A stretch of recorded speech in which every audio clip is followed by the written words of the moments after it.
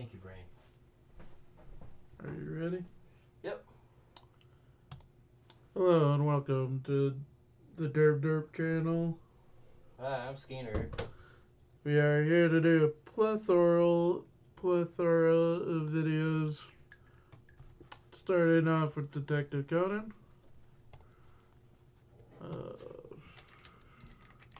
Remember what the first episode number was? It was the last two episodes of the first season. 26, maybe? Yeah, 26 and 27 and 28. Not the pet dog, but the one after that. Oh. It was a two-parter.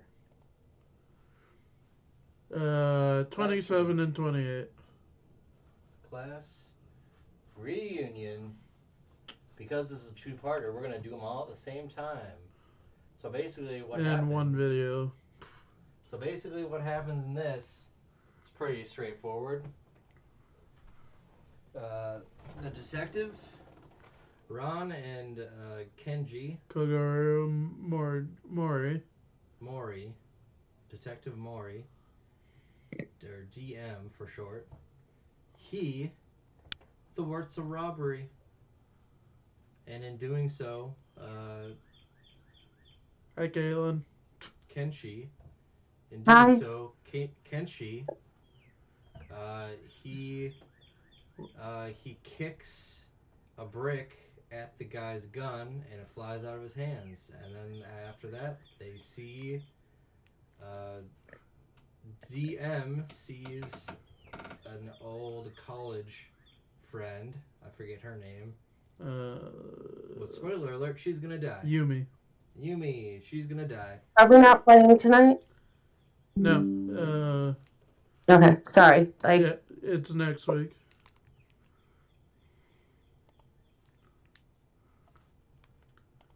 Oh, yeah? I guess Alright, cool. She thought we were playing anime. Nope. Sorry, where were we? Oh, yeah. There's going to be a class reunion for college for their Aikido club. Aikido club? No, not Aikido. It's the sword one, right? Yeah. Yeah, it starts with an A. I'm sure I can find it. Aikido is martial arts.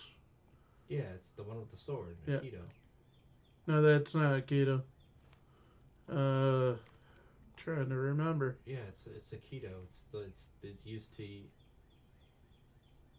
What was it? It was to. Judo. Judo? Yep. Oh. We're both.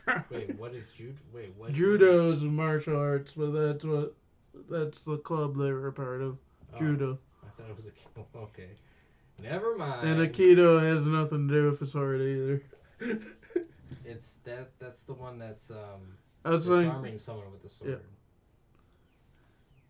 Yeah. Anyways. We're professional. No, we're not. You're talking about the what they're there for. We're semi-pros at best.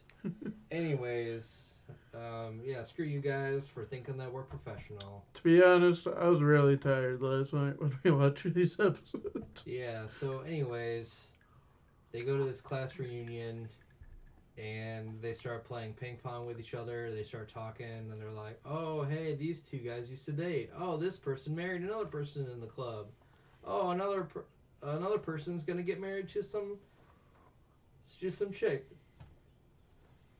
Yeah, excuse me. And it's at a hot springs spot. And that Ron really wants to go to. Mm-hmm. And because of the foiled robbery, they're able to coerce the dad into going.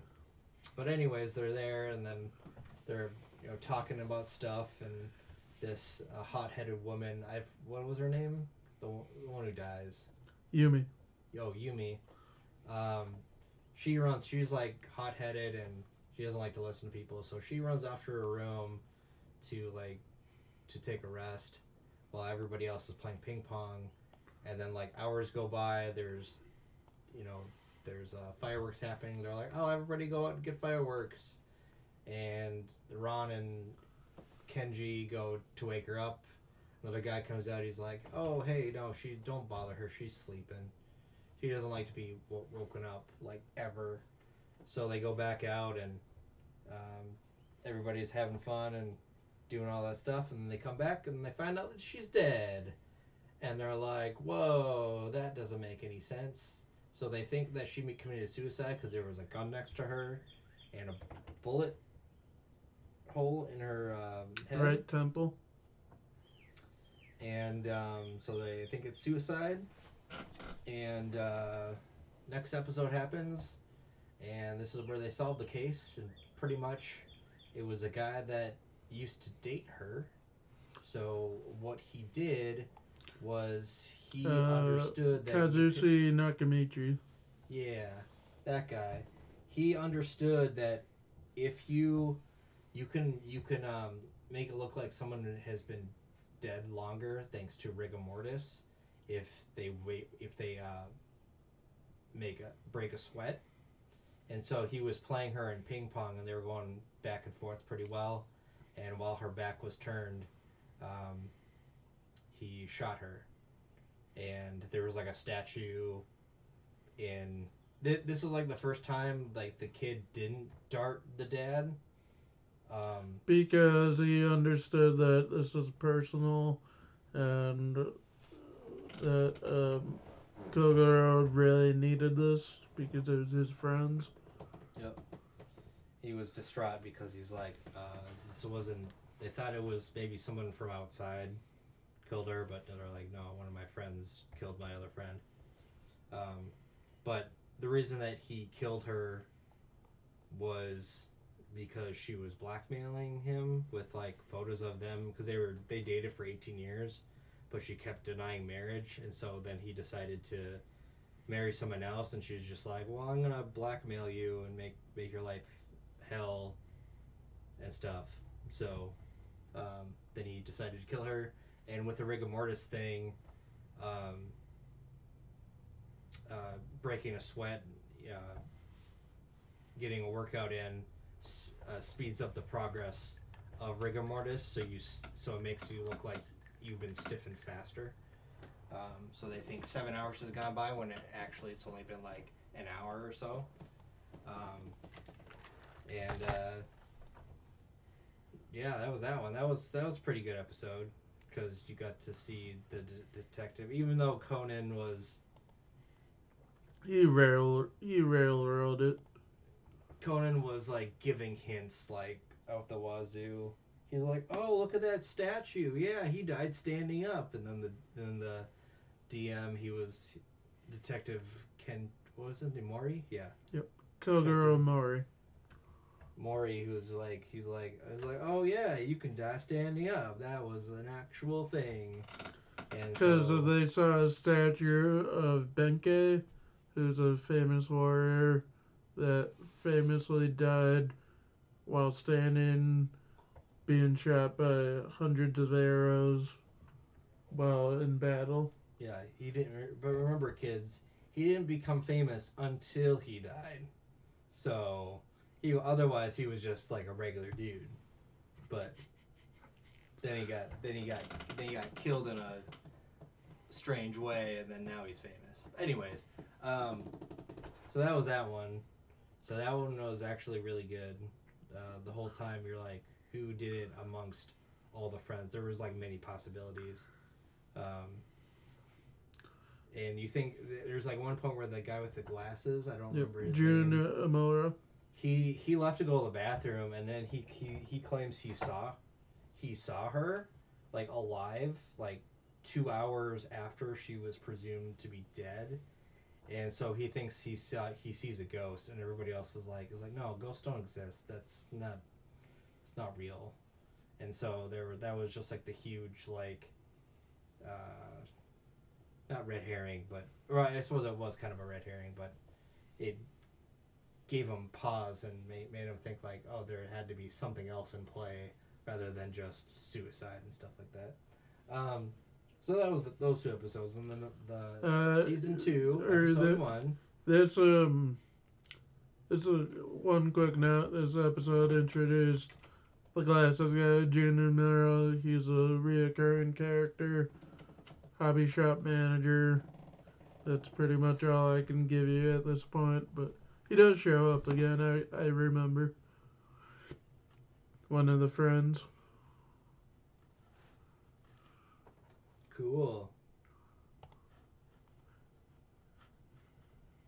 And on to episode 29, season 2, episode 1. Oh yeah, this one was pretty much. It was very simple. It was one of those ones where you see how the person died, but you have to figure out how does Conan solve it.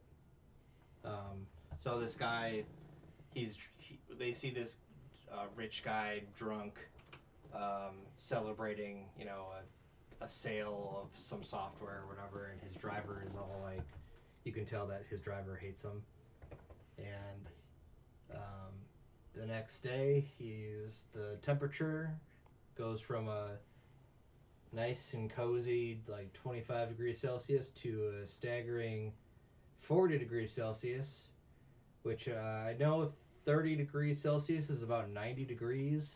So add 10 to that. Let's say that's 110, 120 degrees, I guess. I'm not really sure Celsius temperatures. If you guys know anything about that, if you want to tell us the conversion, uh, tell us in the comments down below if you're watching. But basically, what happens is that this guy hacks. He used to have his own software program, and it went bankrupt. But he created a program that um, increased the temperature and then lowered it, and it killed this guy. He had a heart condition, and we learned from, I forget who said it. Someone said it that drastically lowering the temperature can cause people heart attacks, and especially people with weak hearts. Like there's I think it was the old man, the inventor guy. That's what I it was. guess so. Yeah, he was telling the story about how a guy walked into a place with like the AC was on full blast, and he just got a heart attack. So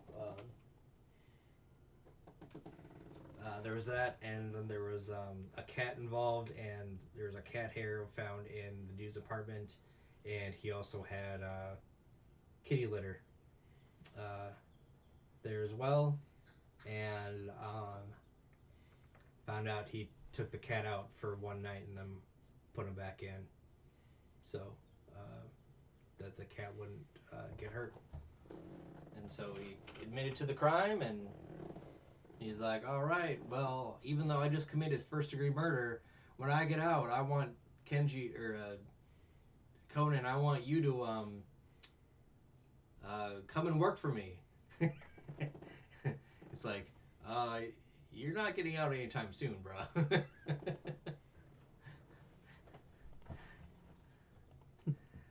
If they count it as first degree, because pretty sure him doing that code would constitute as first degree, trying to get him to have a heart attack. Because he even said, like, oh yeah, if that didn't work, I was gonna try something else. Like, okay, yeah. And there was like other signs. He had sweat on his neck, and there was some chocolates that were inside the house, and they were all melted, and fresh flowers that were bought the day of, all of a sudden were wilted and dead, due to the sudden increase. So that was strange. Hello, Tim. All right, so that's it for that. That was the first episode of season 2.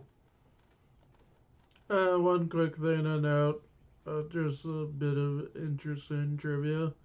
The day of the crime in this episode is also the same as the original air date of the episode. So they timed it.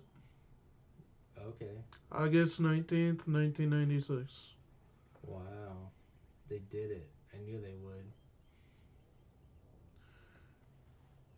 would. Next week, we probably will just, for now, stick to just 3 episodes a week. Unless unless it's a two-parter Yeah. or something. Unless if we, one week we feel like doing more than 3. Yeah, 3 is a good chunk. Good chunk. Because eventually we will get to like 3-parters, 4-parters. I know there are some, but most the longest cases are typically 2. Pata. Uh, Alright. that cool was beans. Detective Conan. Now we'll switch reactions to. Now we'll switch. I think saying reaction is more accurate because we're not really reviewing it. We're just kind of like going like, oh, this happened and this happened. And I was like, whoa. We'll now switch to our podcast. We are gonna do One Piece last because Mulcat is gonna join us, and we're just waiting for him to be available.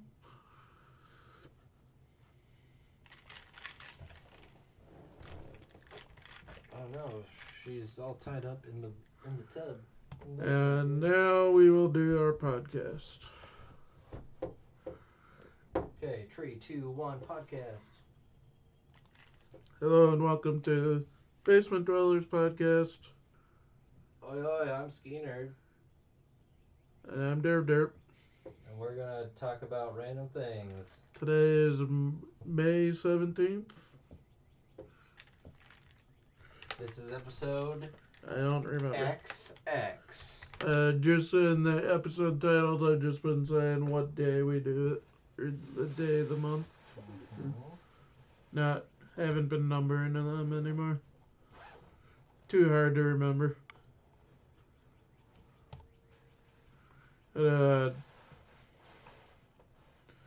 Let's start off with movies if I can pull it up. Yesterday, May 16th, we had a few movies, not as much as we could have. First off, let me put it on screen.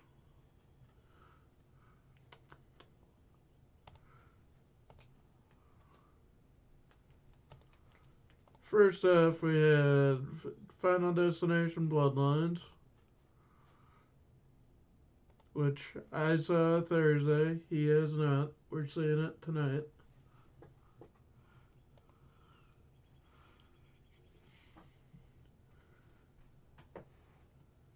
And I really liked it. That's all I'll say about it.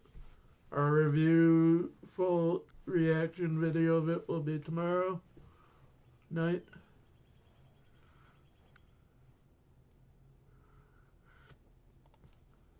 And we have Hurry Up Tomorrow.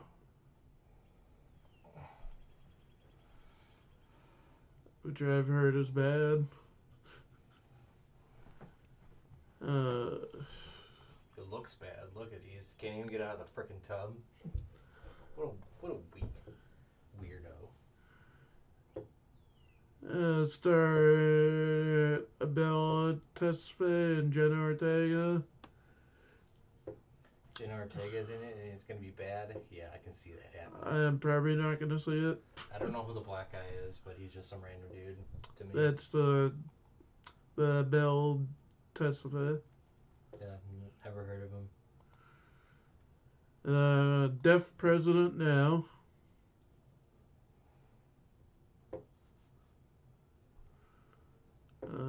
Which is a documentary.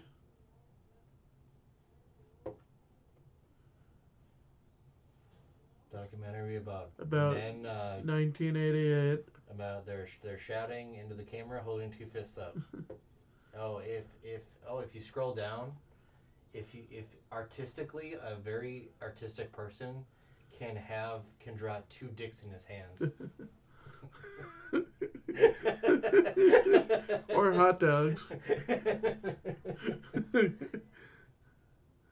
Then we have Love, Dreams, and Sex. It's a movie directed by Dag Johan Hagered. A love film about intimacy. Never heard of it. Probably won't see it. Lame. Along with Deaf President now, I won't. Then we have Magic Farm. Magic Farm. Where do they farm? Ugly Starring horses. Chloe. Oh my god. Starring. Does that even have hair on it? Starring Chloe Sevigny and Alex Wolff. No, that looks It's a dumb. comedy. Holy crap. Oh yeah, it's a comedy. Yeah, because they got a hairless horse on their set. Then we have The Old Woman with the Knife, a badass Korean thriller. This actually sounded pretty Plot interesting. twist, she's not Korean, she's Japanese. Sorry guys. About a aging assassin who's seen it all. Mentoring a reckless rookie. Then we have The Ruse, which is a haunted house horror by Veronica Cartwright. The Ruse. Never heard of Veronica Cartwright, but sounds dumb. I might say it because I tend to randomly watch horror movies. Oh yeah, The Rent is due, that's what's horrific about it. Then we have Sister Midnight, which is about a newlywed turning feral in a dark comedy.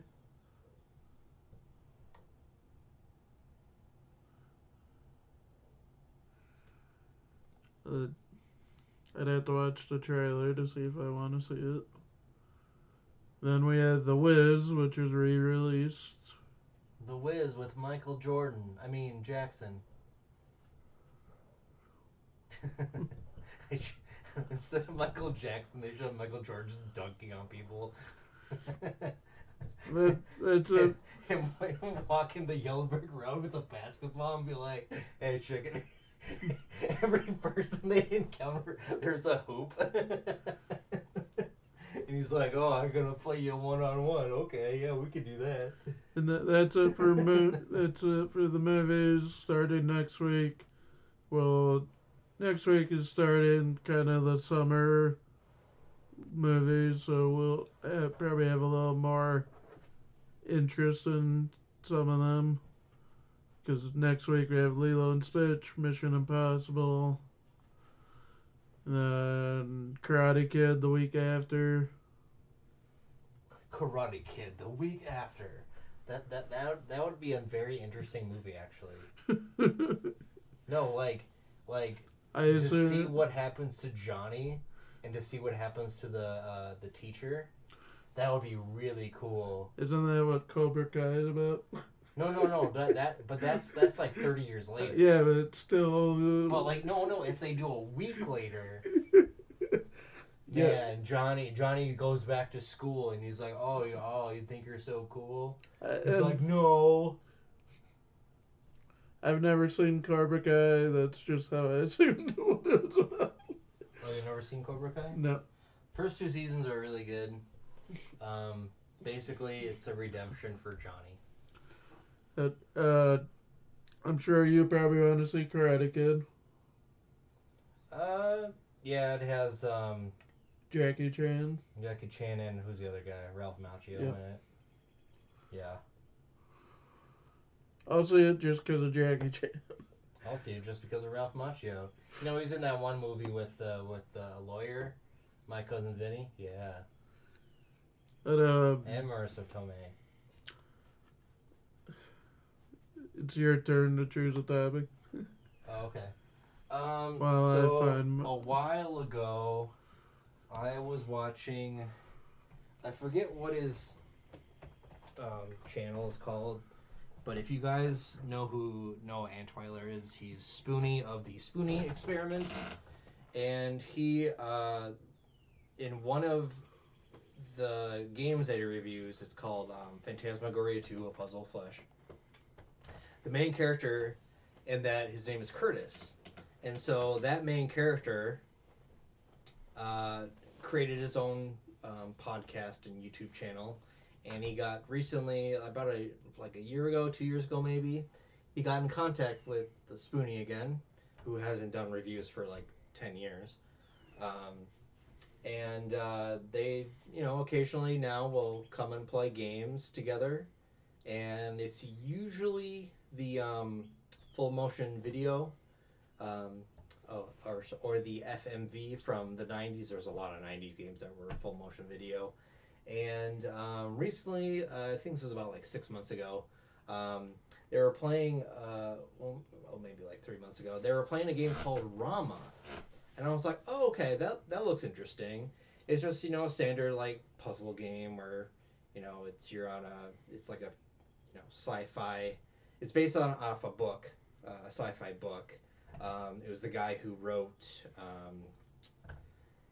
2001: Space Odyssey, and he was a huge. I forget his name, but he was huge into like science fiction. Can you look that up really quick? Who wrote 2001: Space Odyssey?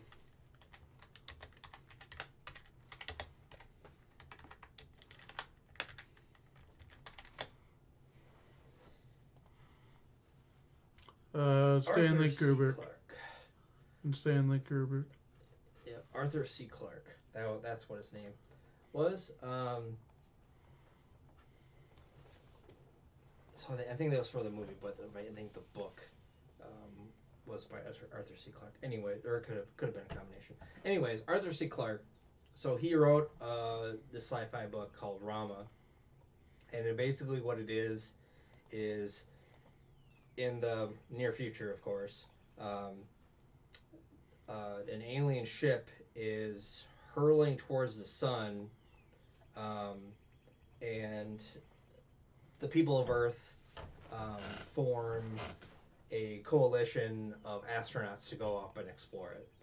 And the game, basically, it's you exploring this ship and trying to solve the puzzle, and there's shenanigans that happen, of course. I saw they were playing this game, and I was like, okay, this kind of looks interesting.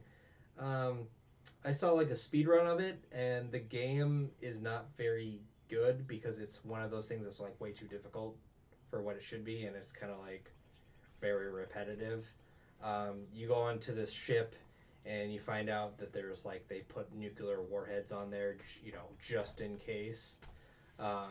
And there's like half of the astronauts want to blow up the ship. They think they want to be defensive. The other half want to explore it. And at one point, the ship makes a correction like halfway through the game, and it goes towards the Earth. And one half of the people are like, "Oh no, they're going towards the Earth. They're going to attack the Earth." And as you're exploring, you realize, no, they're probably not going to attack the Earth. There's different alien species on there, and they all, they have humans, and there's us. We have our numbers and what we do, and then there's like two other species of aliens, and they have created. You want to type in Rama, like the game, to show a picture of it. Basically, there's these like mechanical creatures that they have, and they clean up spaces, and if you get in the way, well, I guess you die. But it's kind of funny because nothing that you do. Give me a more specific. Rama. I thought I heard an N. Nope, Rama. Yep, that's it. Rama, that's the game. I wish they had more pictures, but images maybe. Yeah, there it is. So this is the Rama game, and they have like the main puzzle in the game is you have to do numbers, and you have to calculate. Okay, 2 plus 2 equals this. 10 plus 2 equals this. And the human one is easy. but then you get to the other creatures. One of them is like a bird-like creature, and I forget what the other one is. But one is correlated with like color, so you have to do like, oh, red plus blue equals this, and it's just like really hard and complicated um, to do that in the later stuff. Um, but some have different, you know, it's kind of similar to the humans. But anyways, I'm getting too far ahead of myself.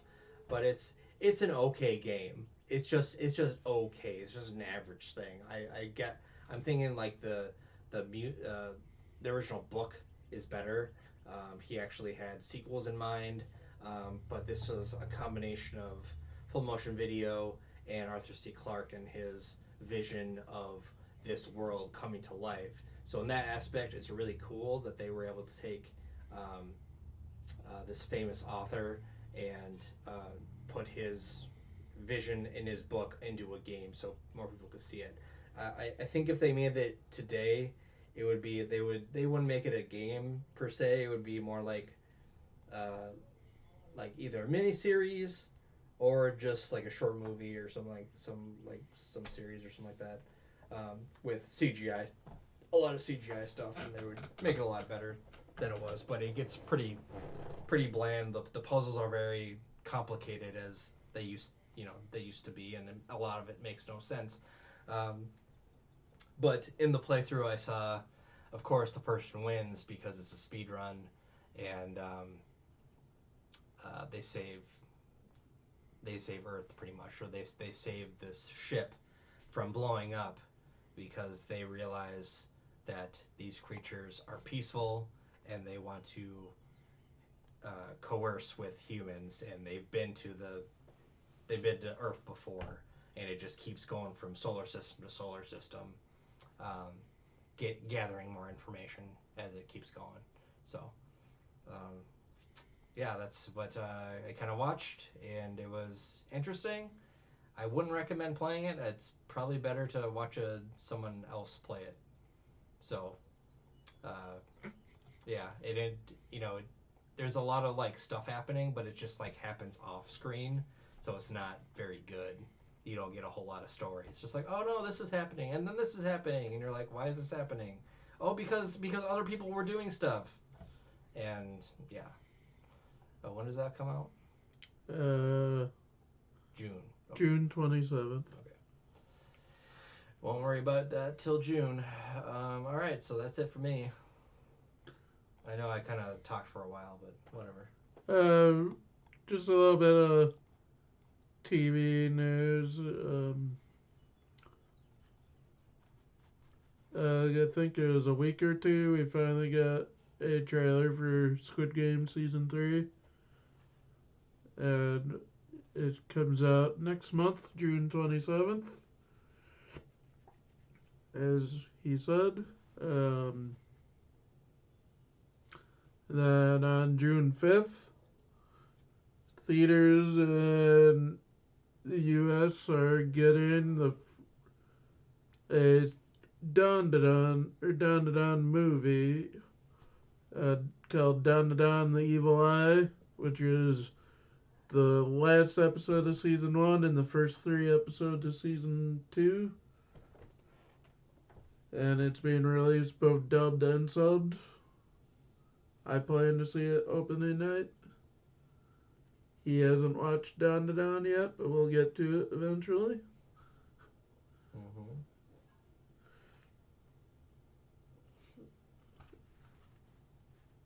Along with Chainsaw Man, because there's the Reze Arc movie coming out in October. And then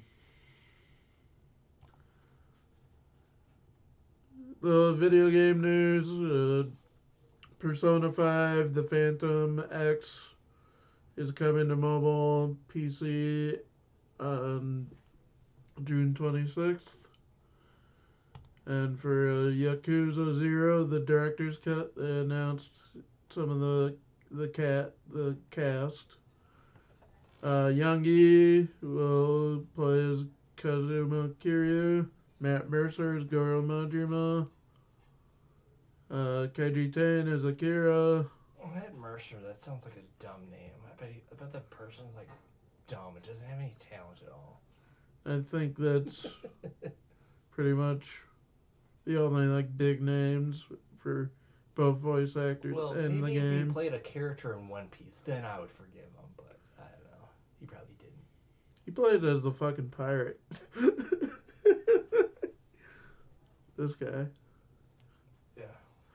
He's already a pirate. He doesn't like Yakuza. Yakuza is basically land pirates. No, there's actually a game where he becomes a pirate Oh. called Yakuza Pirate or Like a Dragon Yakuza Pirates in Hawaii. Dan. Duh, Dan. And I just now found out there's also a trailer for Dawn to Dawn Season 2.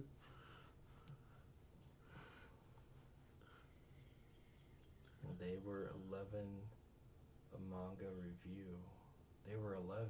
Well, now they're 12, so deal with it. Hey, anything else? Nope. Timberwolves are now going to the finals. Oh, that's right. Sports. Yeah, the Warriors were defeated in 5 games. They are going to the finals. I believe, not now, but later tonight, is the Nuggets and Oklahoma to see who plays the Timberwolves. And Timberwolves, because they are the 6th seed, they will be the away team. But thankfully that the other teams are in Game 7. They will get a little extra rest as opposed to their opponents. On the other side of it, we have the Indiana Pacers moving on to the conference championships along with the New York Knicks after Jason Tatum. I think it was Game 5. He went down in like the last 2 minutes of the game. He tore his it was like ACL or Achilles. I can't remember which one. But he's pretty much the Boston Celtics MVP. And it's kind of sad that they went down. You don't want to win because of an injury, you know. That really sucks. And because of how late it was in the season, he probably won't be back. He probably will miss all next season. So that really sucks. But he may be back for the playoffs. And if you want to watch a funny compilation of last week's video or podcast of his rant about the Lakers, or was that 2 weeks ago? No, it was last time. Watch my short that I uploaded today. Yep, I'm pretty sure. Edited by a real you can put editor. If you want, you can in the description or whatever for the video, you can put something else. Yeah, if I remember right when I actually upload the video, I will. Yep. Cool. There's that. And let's see, baseball. Baseball is going on. It's still going. Twins currently have won 12 games in a row. I think they're playing right now. Let me check the score really quick. How about this? This is really cool. Let's see. I can just Google it. 3-0. All right. Well, they're currently Twins. up. Figured it'd just be easier for me to just. Well, either one. And... Wow, that's pretty sweet. Yeah, the Twins are currently leading. If they win this game, though, it'll be 13 in a row. So we'll see what happens. It says a lot that they're only 5 games above 500 right now, and they won 12 in a row. Like, wow, that's pretty amazing. Are they at the standings? Last time I checked, they were still 4th in the AL Central. That's kind of funny. Anyways, what else is going on? Hockey. Well, the Wild are out, and I don't care. So, hockey's still going on. So. I think that's all our news for today. Uh, join us next week for next round, first week or last week of May. Mm-hmm. All right, I think you can end it. And join us for our review of Final Destination tomorrow. Probably around 8 or 9.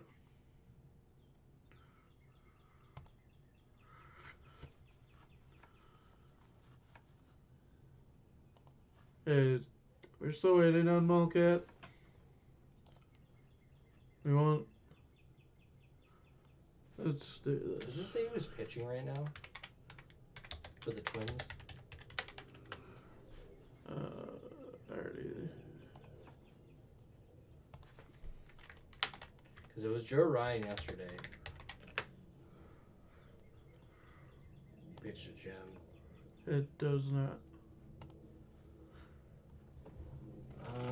Let's see. Is standing players maybe? Come on, players. Ooh, that does not help. Okay, that doesn't help. Okay. Ooh, look at that. Oh wait, go back to standings. We are third. We're just half a game up, so that doesn't really mean anything. But yeah, that's pretty cool that we're in the thick of things. Coming back. This goddamn Tigers. Still early in the season, you know.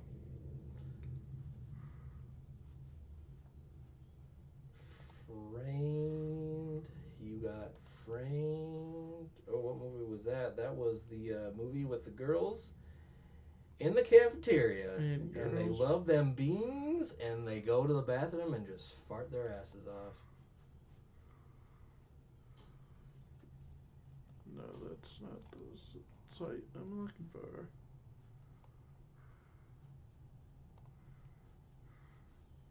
Nope.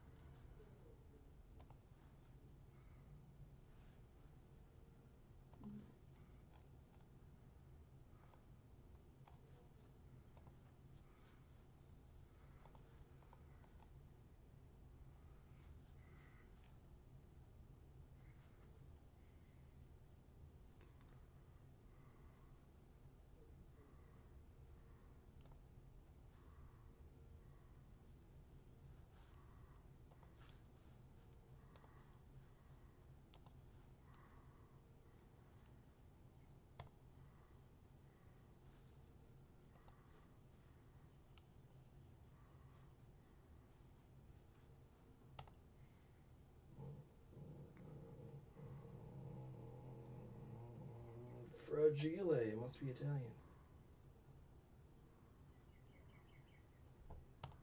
Oh yeah, I gotta build my story and stuff for my character. I pick. Oh right, you don't know this. I rolled for my. You get to pick a clan, if you want, and I rolled. I was just there's 111 of them, and I was like, fuck, I can't pick one. I'll just do random ones. So I rolled, and I rolled a drug dealing clan. they make pills and stuff.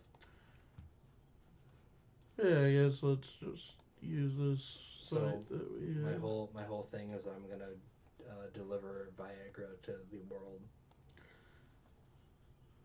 I'm gonna leave the men and women satisfied. My character is just trying to find clients. Hey, gets the movie from a picture. I wanted to do a site we've used before, not this, but I Let me can make some find. tea first. Hold on.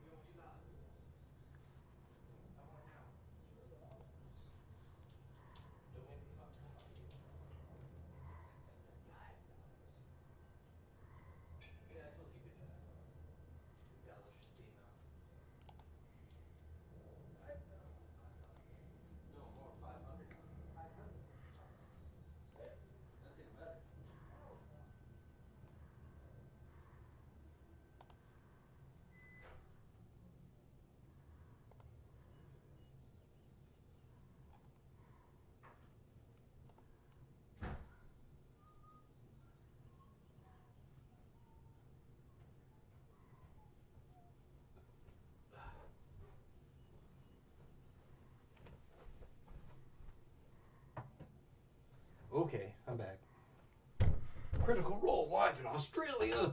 No. Okay, so there's a random fact that I just Hey, saw. I was gonna ask you if you wanted to go to this, but it's on Thursday. It's in Australia. Yeah, but it's on screen, Oh. on theater screen. Oh, is this like a One one-off or shot. something? Yep. One shot. Oh, okay. It's playing more than one day. Thursday the 19th, Wednesday the 25th of June, Tuesday August 5th, and Wednesday October 15th. So I'm sure each one's a different one shot. So could go to one of them if you want. Might be fun. Because you don't need to be current on any of the campaigns. 4 hours. Oh my god. Because that's how long they typically play. Yeah, I know.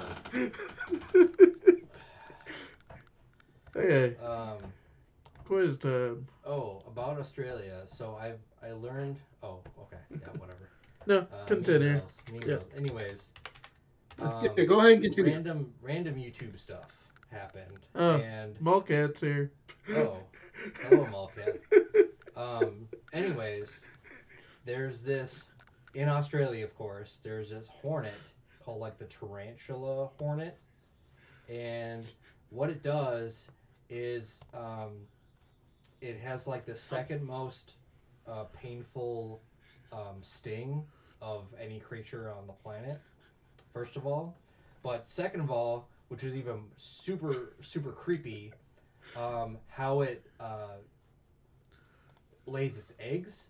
So what it does is it finds a tarantula, stings it. Now it's paralyzed. So it is paralyzed, but this tarantula is fully aware of what is happening. So it drags it back into its lair, lays an egg in there, and then as the larvae grows, it eats the spider from the inside. And then that goes on to cause more carnage to more tarantulas. Basically, it's straight out of Alien, like an alien life form protruding out your abdomen. Isn't that fun? The more you know, Mulcat. Yeah. Are you eating some chicken? Chicken wings Or with the salad. feathers? Are you eating chicken? No, salad. Oh, okay. Salad with chicken? No, okay. I'm Nope. kidding. Don't listen to me. Away, Mulcat. Just found out Critical Role is going to be going live on theater screens in June. Theater screens? Yep. It'll be broadcasted live. June 19th, June 25th, August. Oh, these are actually Yep. live. Oh, these are live things. And they're just doing like one shots. Got it. They rented out theaters to do their dagger art one-shot things? Or it'll Okay. be broadcasted from like Australia. So Which is where the whole for us, Australian conversation for came our from. Got it. convenience, they're gonna start. Or what was that, They're gonna Mulcat? start at like 2 a.m. their time. What was that? So Nothing. Mike was talking over you. Don't worry about it. I'll just turn up my volume so I can hear you more.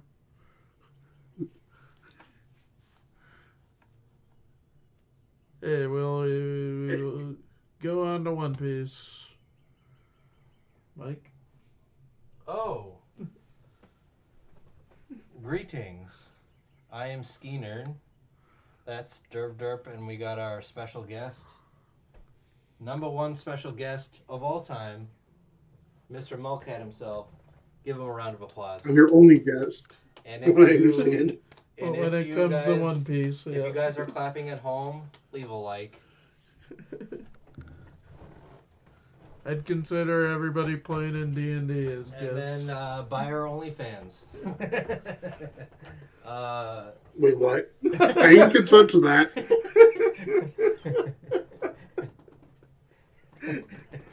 You know those explosion pics were not just kind of sit in the hot tub. watch. We'll just sit in the hot tub and stare at the camera seductively. That's pretty much all it is.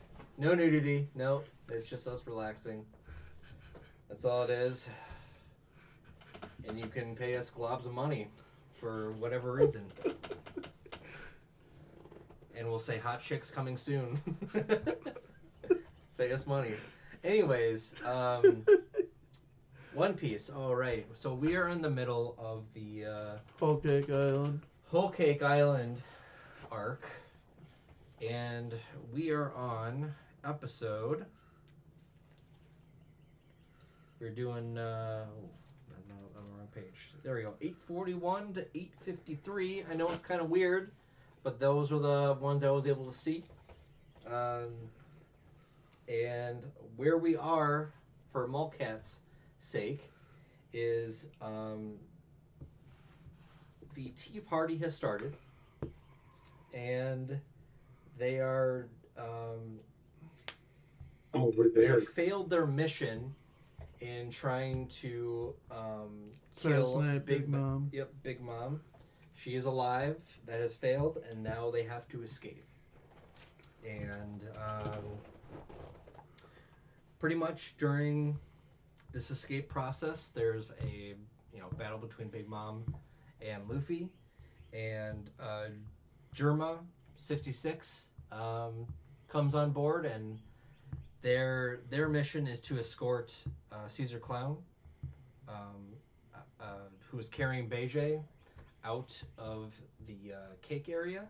And they're basically, what happens is they all get surrounded, and the tomate box, which is rigged to explode, falls off the side of the cake, right, and explodes.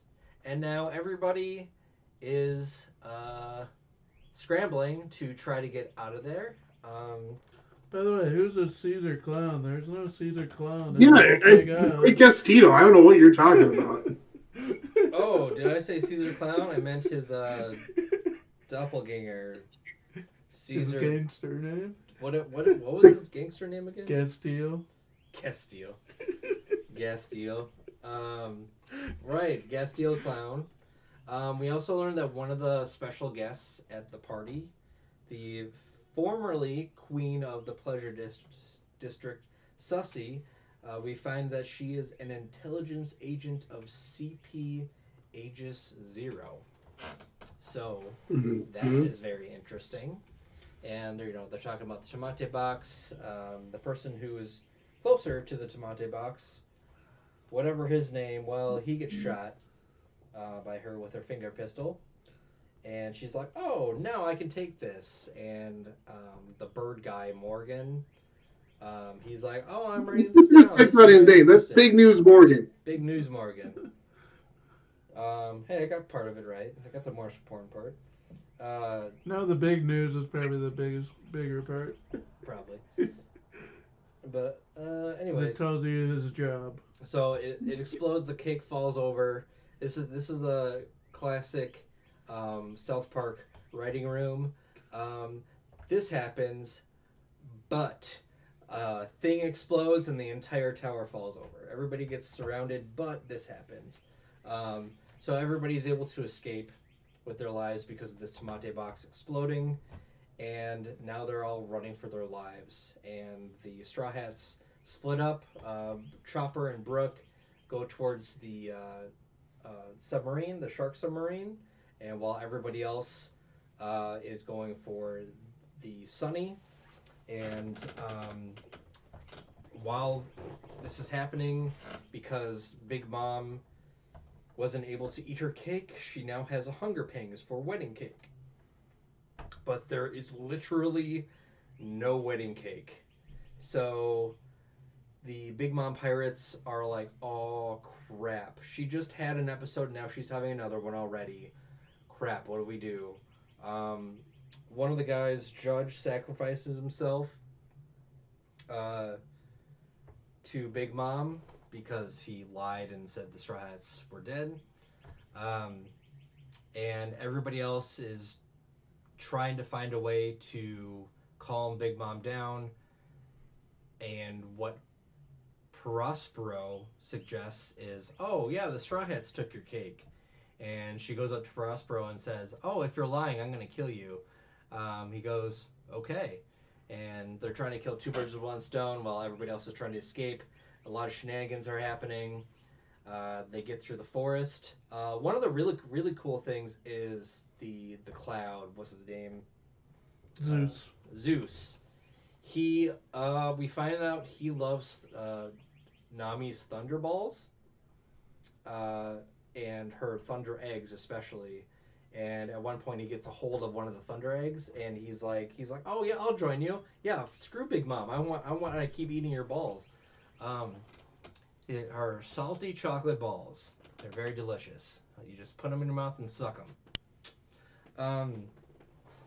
And there's a big lightning strike that happens, and it attacks Big Mom, and they're like, oh crap, maybe that killed her.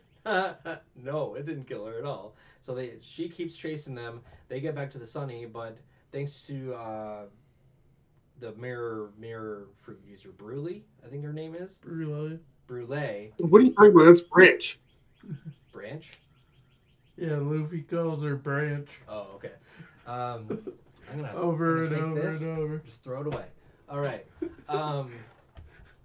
Yeah, she's able to get a bunch of like troops onto the Sunny itself, and so Chopper and Brook get there, and they're like, "We're gonna take this back," even though Katakuri is there and Prospero is there, and you're like, we know as the audience how powerful they are, but Chopper and Brook don't know. And so you get to see Soul King and Chopper like fight them, and then Chopper and Soul King get surrounded by Candy, and they are told like, "Oh yeah, you'll have 3 minutes to live. Don't worry about it." And as that is happening, everybody else is coming onto the ship, and Prospero is like, "I'm going to stop you with this thing," and then Luffy's like, "Nope, we're going to go right through this thing, right through this. What was it called? It was like a Candy Maiden. That's what it was." Also we get Spear of Elbaf, Ikoku Sovereignty. That was the attack that Big Mom made on Luffy and the gang. It was really cool.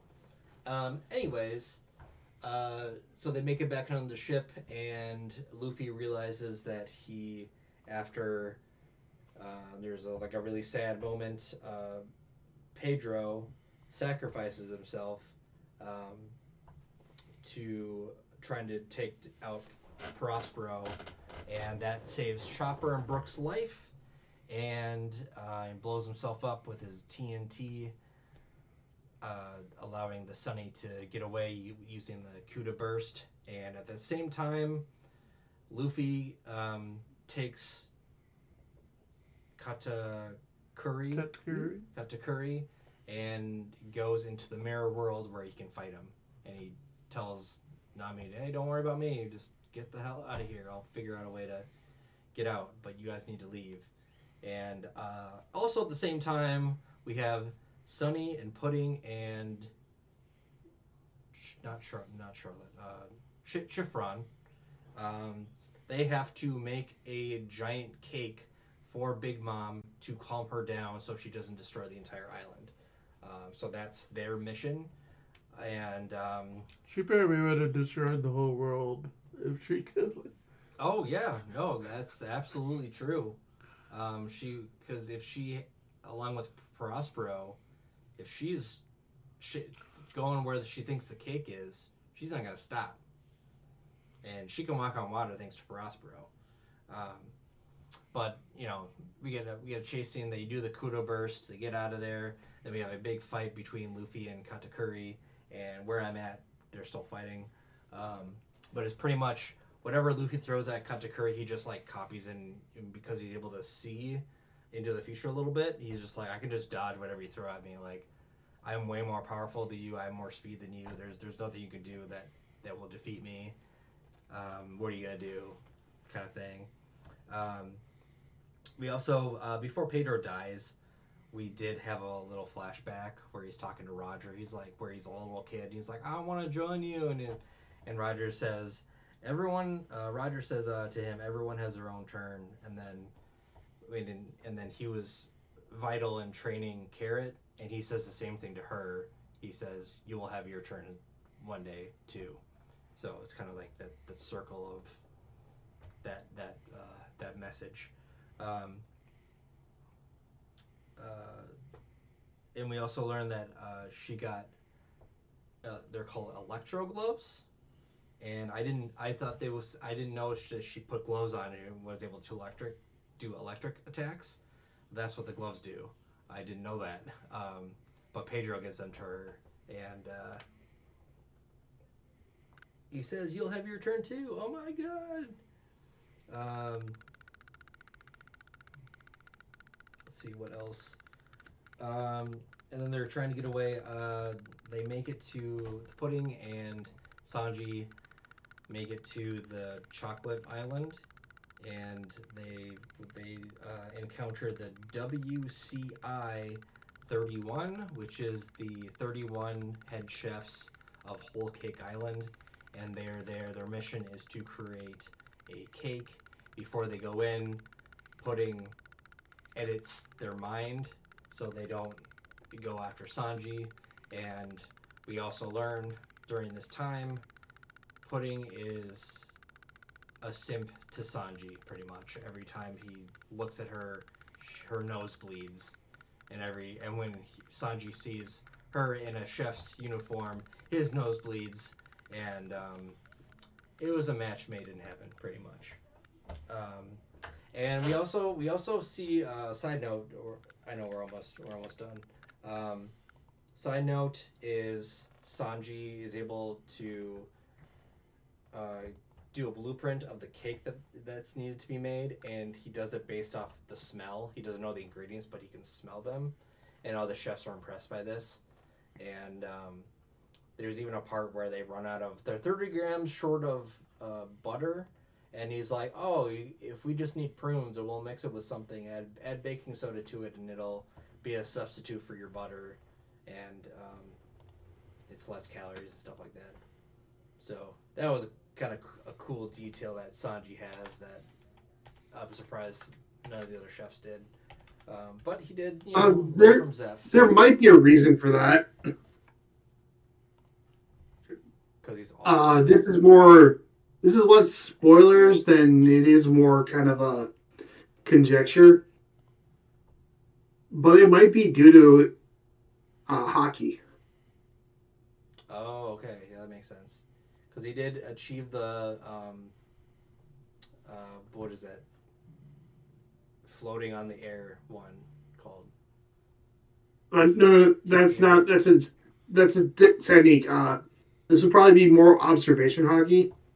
Yeah, like he like what my point is that he was able to achieve a certain kind of hockey with his training, and he unknowingly achieved, as you're saying, observation hockey, but he doesn't know it himself. He just thinks, oh, I'm just a great chef. That's why I can do it, which is really cool. I'm agreeing with you, by the way. Are you now? I am. Yeah. No, Yeah. I know. It's just That's I awesome. can't say much more due to spoiler reasons. But let's just say that there's a theory I have about Brokeback how Mountain each 20th anniversary. Oh my god. Sorry. Go ahead. uh, each each Straw Hat's dreams might tie to their hockey speciality. Oh, so he wants to find the all blue. So in order to do So that, he'd he's be, got to smell it.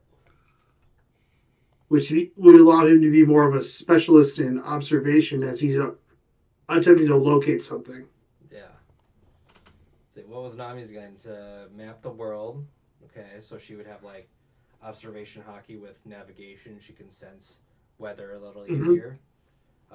Chopper is to be a doctor, so he kind of did his own medicine thing. Brooke got his Soul King power, um, that green skull thing. Who else? Let's see. Nico Robin. I don't know what she. I think Learn about I the don't think Void hers was. Century. I don't think hers was really hockey. It was more like getting connections with the resistance group or the not No, the no, no. resistance. Her dream is to learn about the Void Century, Yeah, which would be observation as it's a part of the search. yeah. Oh, okay. Chopper would probably be observation because of medicine to find the medicines about it. Nami to draw the world, as you stated, observation to kind of help with navigation and everything. Yeah. Brooke is to reunite with Laboon. Wait. So who is? Brooke. Oh, Brooke. Okay. Oh, right, with Laboon. Yeah. So you could argue a lot of his stuff is armament because Okay. he knows where Laboon is. He just has to get there. Yeah, and he has to fight his way to get there.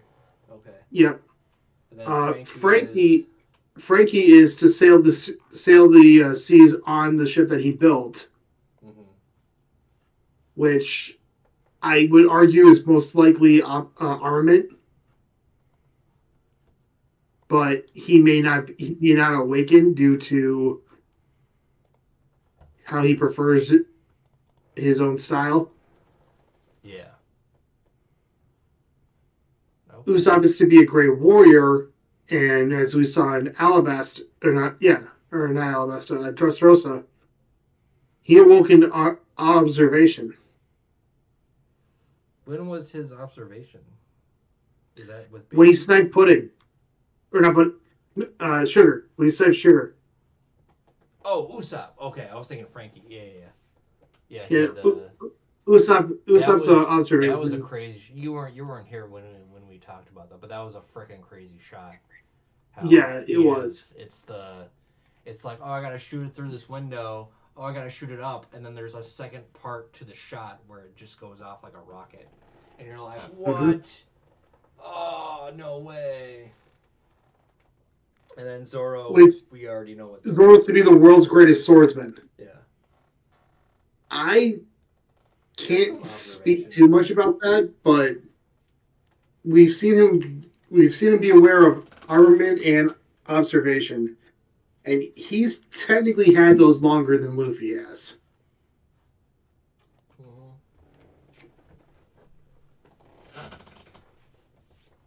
He's had them since Alabasta, and we just didn't know it.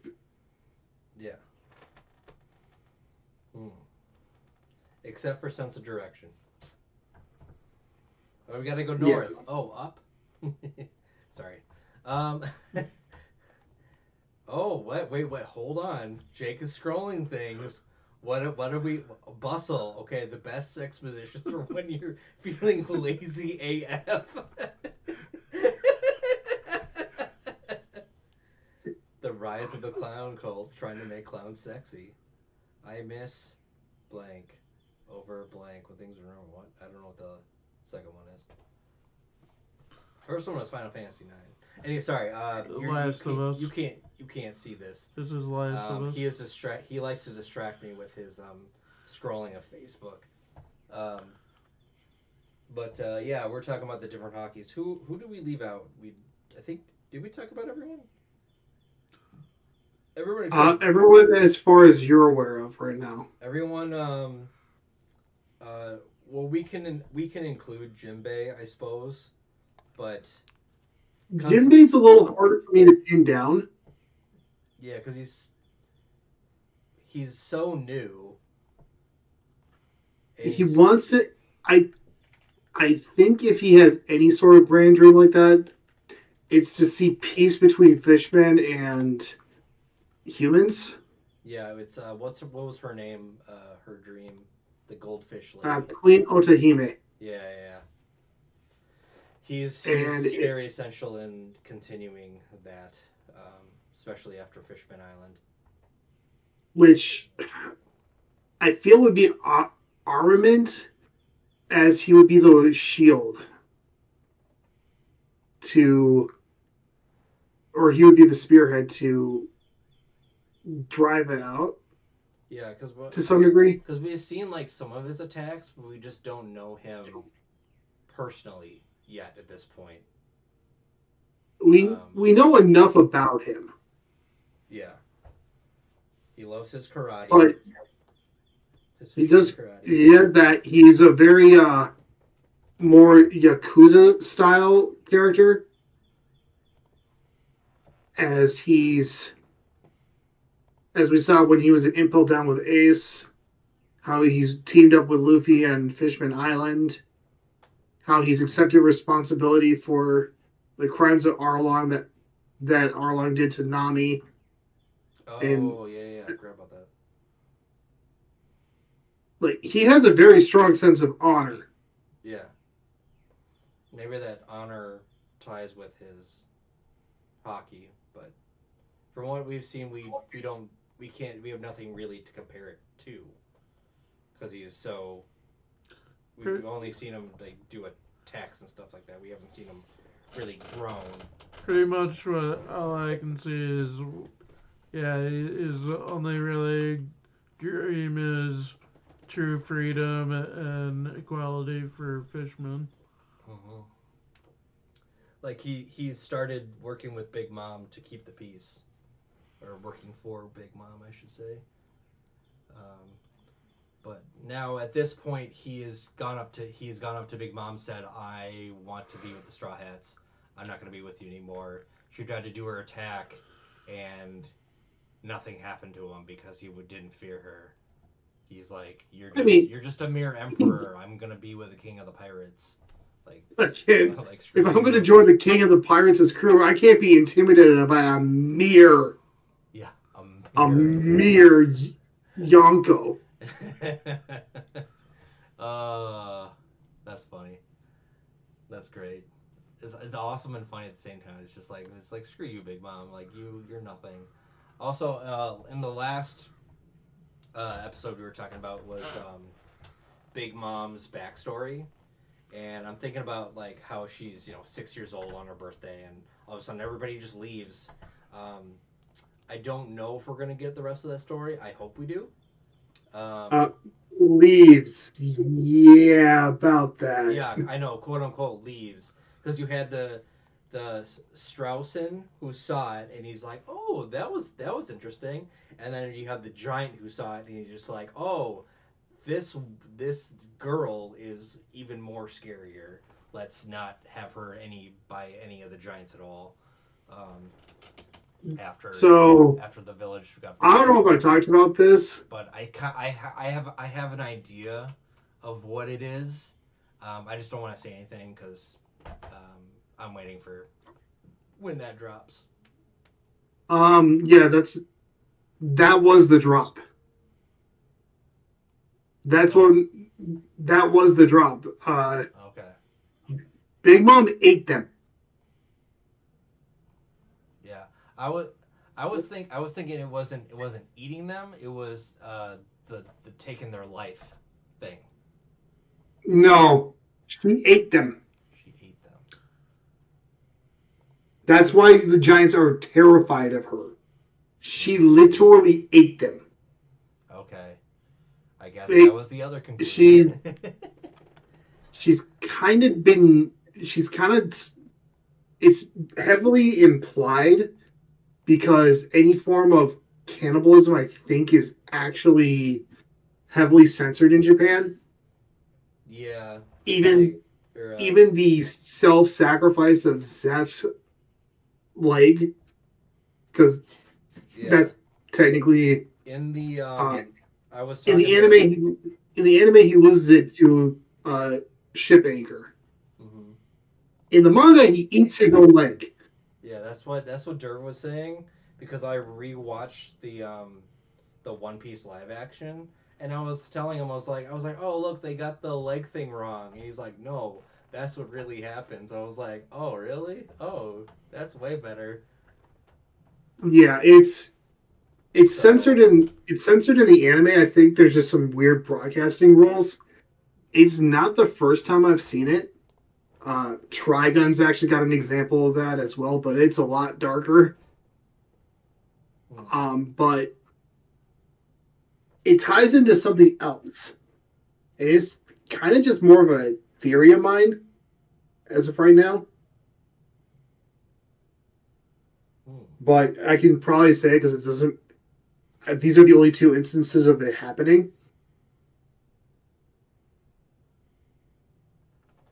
Devil fruits replace your heart. oh, That's my theory. And if you eat somebody's heart, you gain their powers. got it. Because we saw Big Mom got Mother Caramel's powers. Yep. I was thinking, you know how uh, Blackbeard gains other powers? I was thinking, oh, maybe she did something similar. Yeah, but if they ate them, then Yeah, because you got to remember, Whitebeard already had a hole in his chest, right to where his heart was. during the battle, you mean? Yeah, Huh. someone put a hole in his chest already, and Blackbeard covered it up, and I think, if I remember correctly, he wipes his mouth. Oh, Uh, Correct me if I'm wrong, Jake. Mm-hmm. I believe you're right.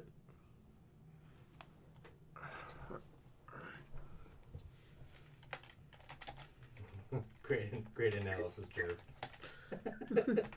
Come on, I'm gonna see if I can find it on YouTube. Yeah, I'm looking up too.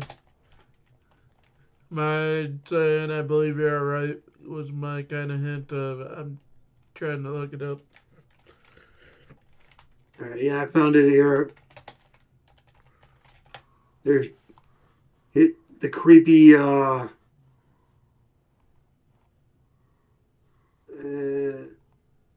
No, he's that's cuts.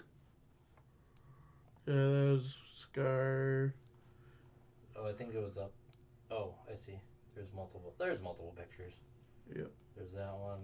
I suppose it would have to be like a more of a video of him wiping his faces. It would have. I think it's the smaller one, right? The one above the Yeah, right here. big one.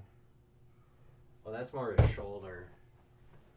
It would have to be. Yeah, it would have to be that. Whenever that happened.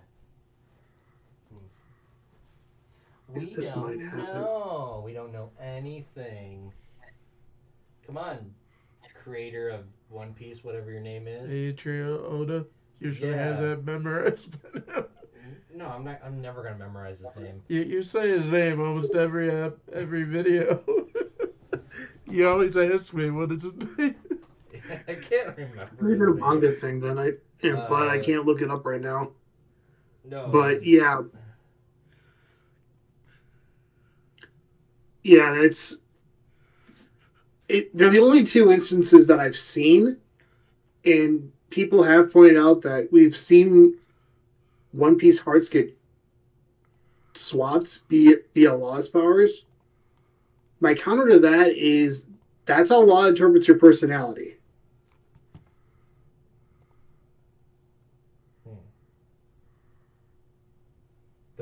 Or getting a or it's like the core of the heart is replaced by the devil fruit's core. Wait, say that again. That again. No. Say what you said about the devil fruit and the core.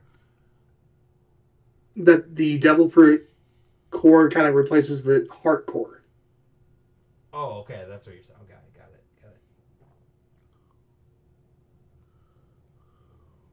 Okay, so if you get shot in the heart, well, I guess you're gonna die either way. But apparently that has something to do with taking a second power. But How there, Blackbeard is able to do that is still a mystery. there is theories of like why Blackbeard could have more than one power. Yeah, there's some that say he has multiple souls inside of him. Like he has Some brothers, or and like yeah, that is also theorized by his flag. His flag is three-headed giant, or his there's just flag has three something.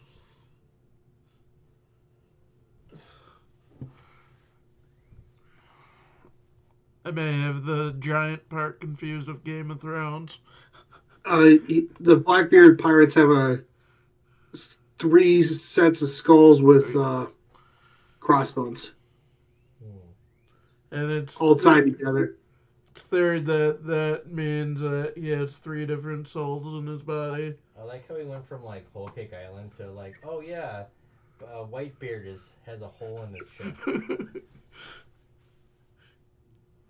Well, that's because Big Mom's the second instance of someone gaining a devil fruit power after something happens to the other person. Right. That's what. And we know Big Mom eats people. You know, Big Mom loves food. Life or wedding cake.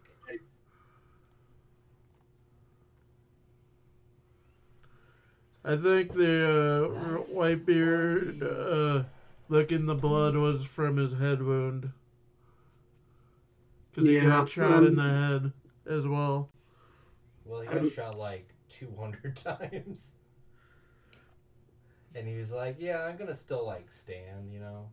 I think I wrote that down in my notes. I think it's on this one. Otherwise, it's in my other notebook, which I do not have with me.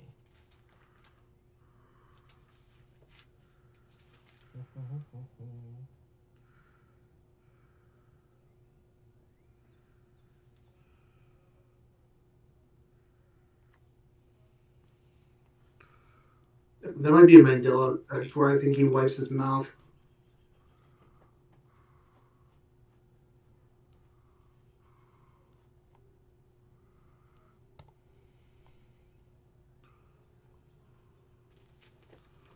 Let's see, who's the most problematic Straw Hat?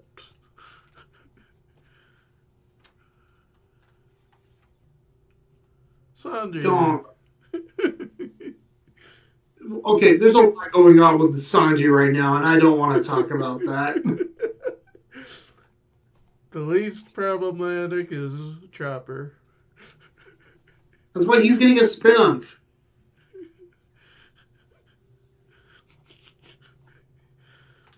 I was halfway expecting Zoro to be the most problematic. No. Not with recent leaks and everything from Toei. Because Zoro's number 7.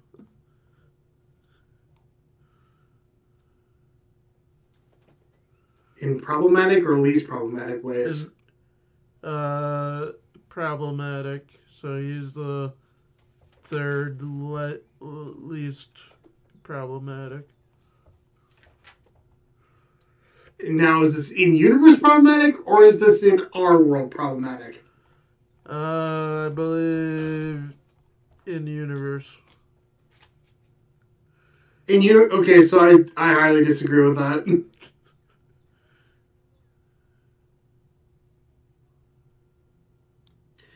If that's the case, then it's Chopper, Robin, Jimbei. In this list, it's Chopper, Usopp, Robin. No, Zoro, Usopp's gonna cause some trouble with some lies. Zoro, Frankie, Jinbei, Nami, Luffy, Brooke, and then Sanji. Yeah, that's got to be real life.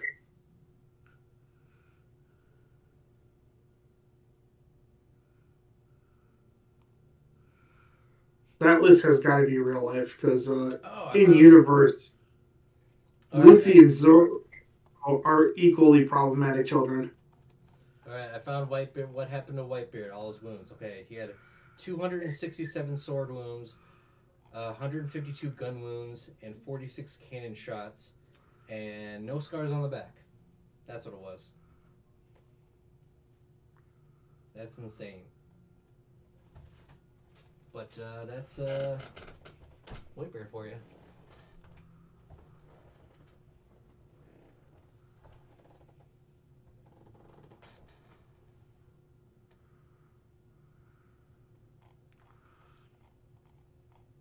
There's one article that I don't see anymore. I was going to click on that said the 10 people that Buggy could defeat.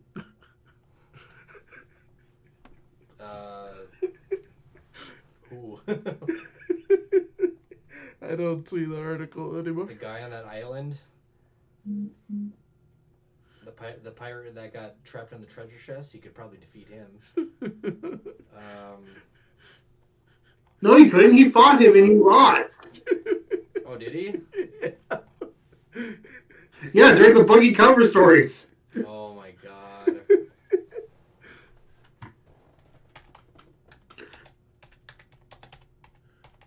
I mean, maybe now. Can I find the article? Nope.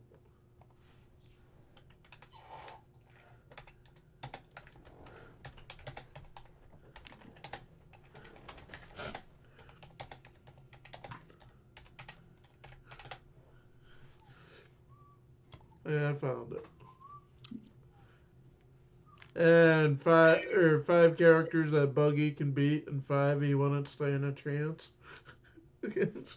Can't, Luffy. No. Ken, Hachi.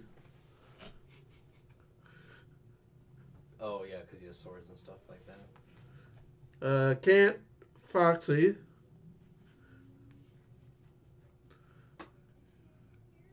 Ken, Full Body. Can't, Blackbeard, of course. Spandam. He can. Aikanu, he can't. Tashigi, he can. And Magellan, he can't. Yeah. And he can defeat Usopp.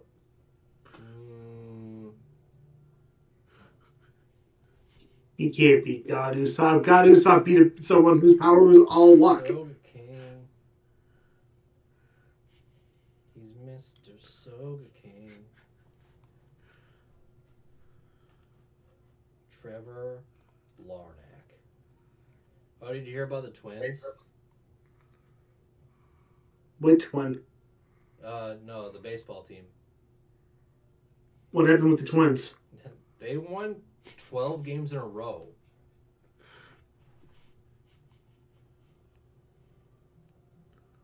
Yes, you heard me right.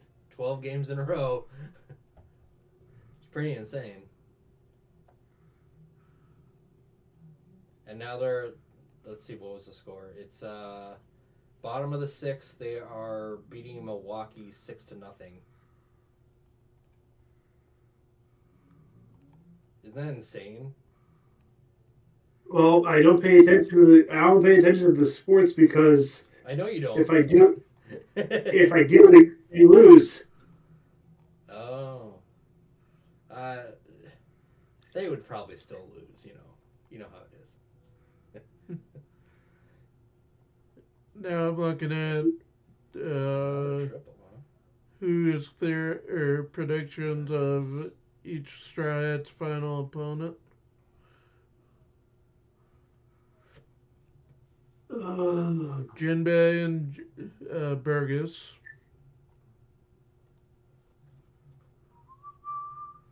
I don't believe that. I think that's going to be Frankie's opponent, truth be told. Chopper versus Doc Q. I mean, that one's obvious. Usopp versus Buggy. That's why I was laughing. That would be fun. Robin versus Katarina. Frankie versus Santamaru. I don't know. Or no, this goes up to Egghead because it mentions Vegapunk. So, Brooke versus Mario. Nami versus Big Mom. Sanji versus Kizaru. And Zoro versus Mihawk and Luffy versus Blackbeard. Well, we know a couple of those are impossible now.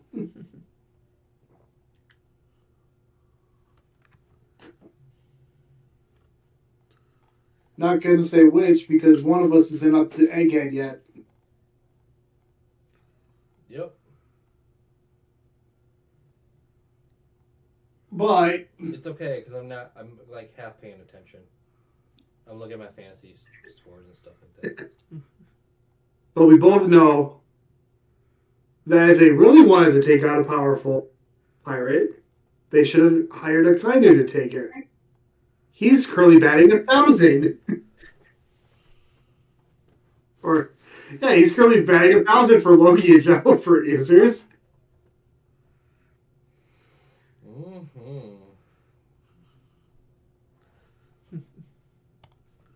Sorry, what are we talking about? How they should have gotten a Kainu to help him kill Big Mom because he's currently 1-for-1 against Devil Fruit users and killing them. He's pretty amazing. What an amazing man. Mr.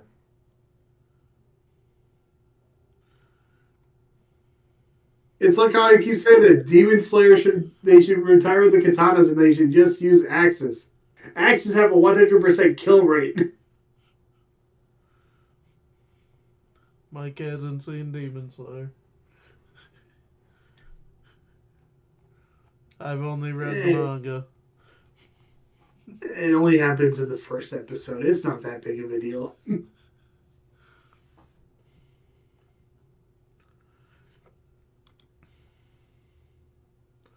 I'm currently watching the Gundam Netflix series, Requiem for Vengeance. I've watched the first 2 episodes. It's actually pretty good. It takes place so far during the very beginning of the original Gundam, but instead of you following Amuro Ray, you follow a Zeon pilot who's trying to get revenge against Amuro Ray. And Amuro Ray just basically stalks her through at least the first 2 episodes. At least I assume it's Amuro Ray. You just see the mobile suit.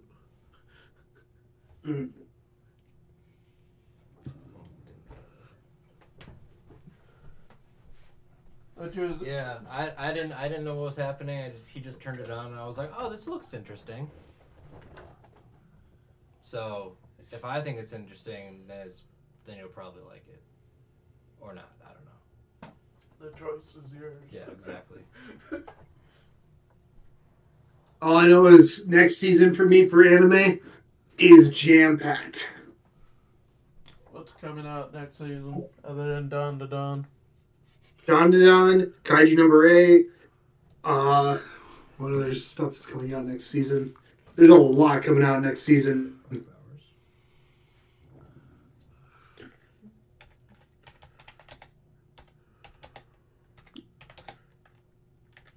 Give me a second here. Because I know the ones that I know you guys are probably going to watch. Call of the Night Season 2. Shield Hero Season 4.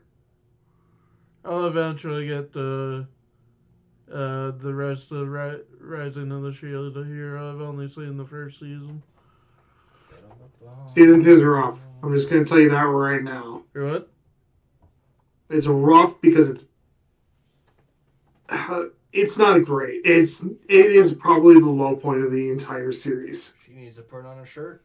That's what I've heard, and that's kind of why I'm not jumping to do it. Yeah. Unlike Sakamoto Days, Yeah. which is coming out next season, and Dr. Stone Future Part 2. I'm looking at it as well.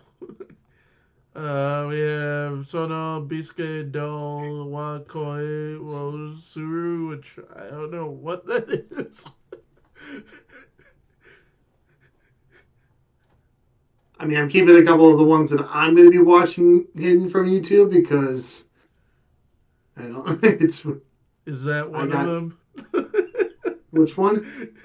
The Sono Bisuke do Wakoi wo Suru. I don't know the English translation. Hey, you leave my Dress Up Darling Season 2 alone, alright? And that's my dress up timeline. Yeah, Sono Biscuit do Wakoi wo Suru Season 2. I Wow. didn't know the English or the Japanese. Are we still recording? Yeah. Okay. Oh, trust me. Thanks for watching or listening or whatever. This has turned to us just Turning to anime talk at this point. Yeah. We still have about 30 minutes, so we have to leave, so we have time. We're going to see Final Destination. Oh, you have fun with that. I like sleeping without having to fear about Ruth Goldberg death. What? That's not your dream?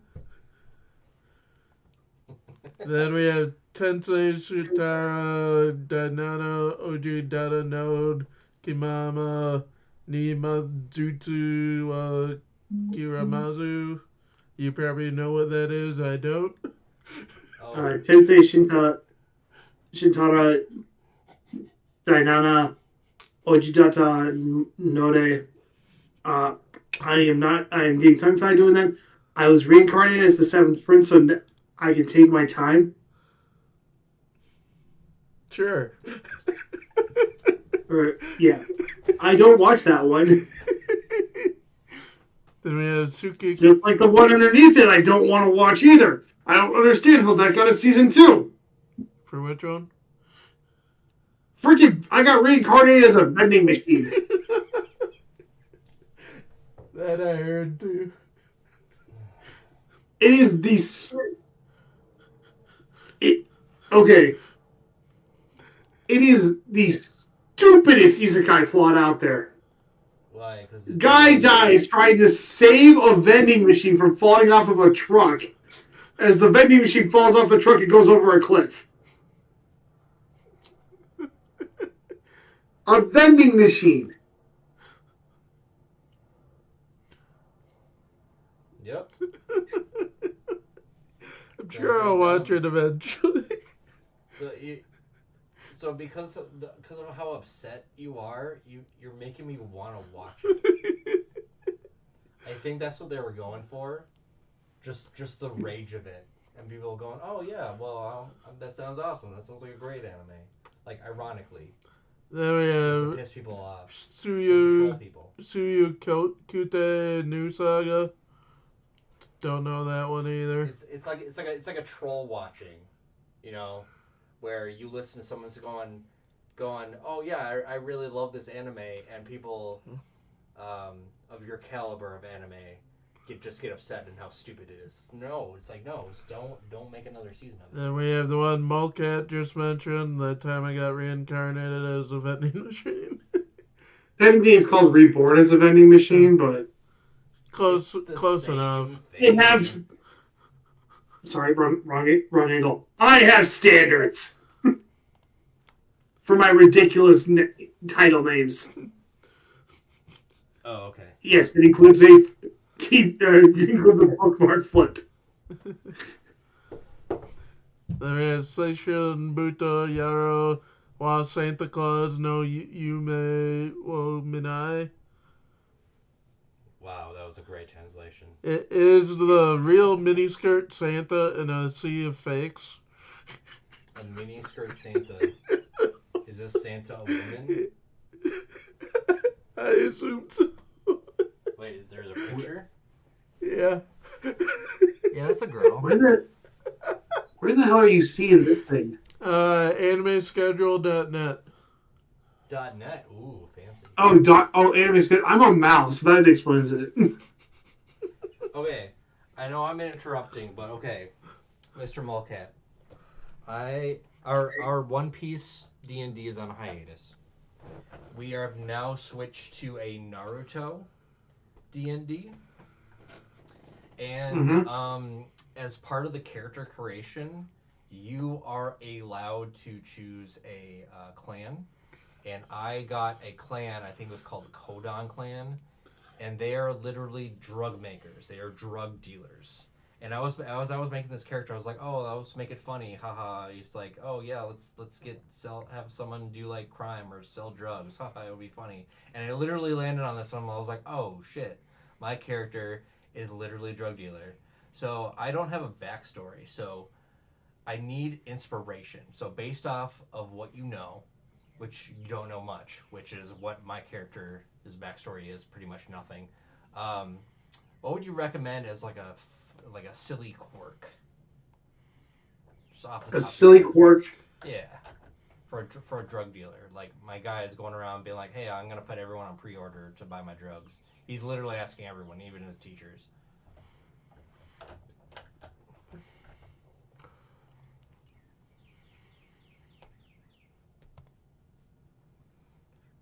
Because I gotta think of like a backstory. All I have is that his brother, who's like 3 years older, he hasn't seen in like X amount of years, and his like goal is to try to like meet him one day and show him like, hey, look, I can make great drugs, like we were taught when we were children. I found an English translation version of all the anime coming out. And so pretty much all I have is like, hey, buy my drugs, man. That's not Mel.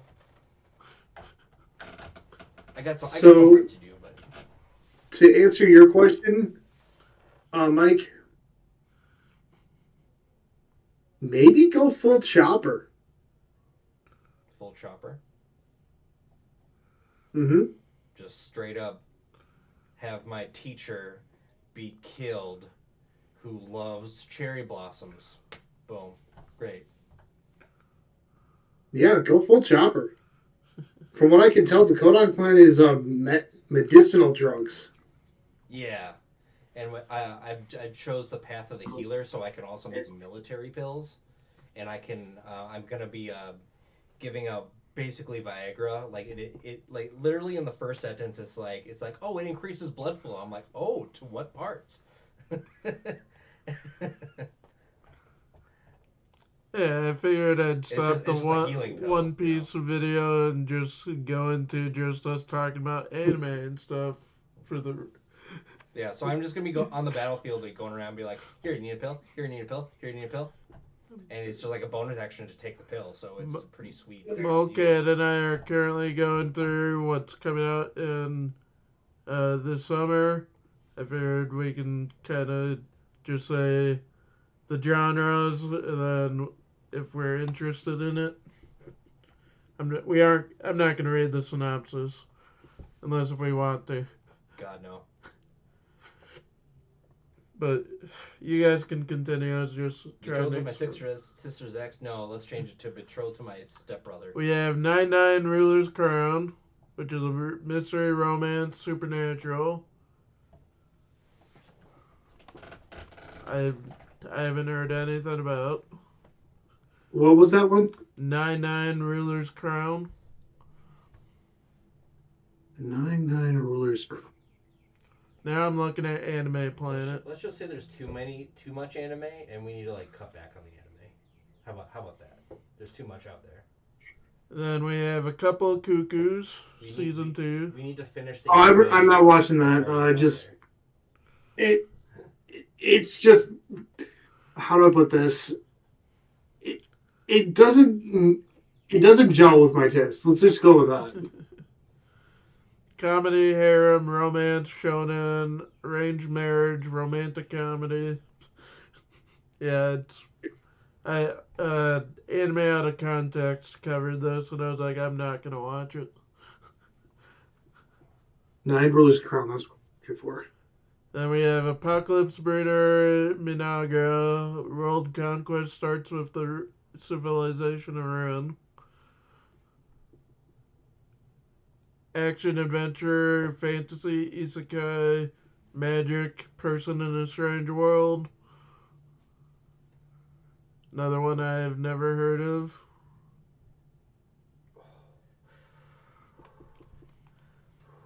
Have you heard of it, Molcat? No, I've never heard of this thing before. That's just me in the background. I hit a good spot. And we have Arknights, Rise from Ember. It's got to be a video game tie-in.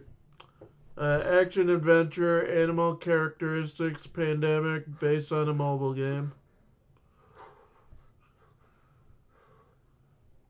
Sequel to Arknights, Paris and Frost. That's literally the only synopsis it gives. Oh, I got an update on my driving, by the way. I was able to drive to my massage last week. And we have Nice. I know! figured, because I'm not going to read the synopsis. Molka, if you know anything about what I read off, you can say it. We have Bad Okay. Girl. What girl? Bad Girl. Wait, what's that one? A couple of Cuckoos. cuckolds. What? No. Cuckoos. It's Cuckoos. Comedy, GL, signing, shoujo eye, school life, based on a 4 manga. That's probably why it's based off of 4 Oh right. For you, Mike. The comic strip from the newspaper. And GL is girl love. Girl love? Yeah. Are you talking about there's no freaking way I'll be your lover? ...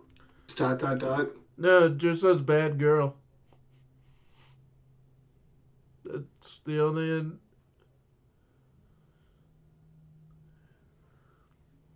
I'm sure. Where are you looking this? Where are you looking this at? Anime Planet? Yep. Then we have Betrothed to My Sister's Ex. Comedy. Honestly, I haven't heard of that, but that actually does sound interesting at least. Comedy, Based- fantasy, romance, nobility.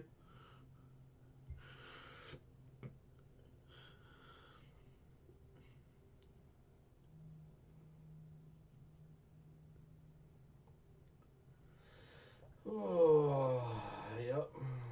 Mm-hmm. Sure, eventually I might give it a shot since I'm just watching whatever is next on my Netflix list.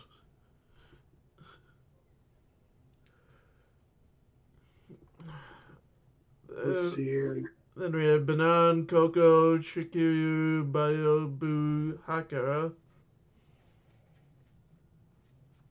No synopsis. Yep.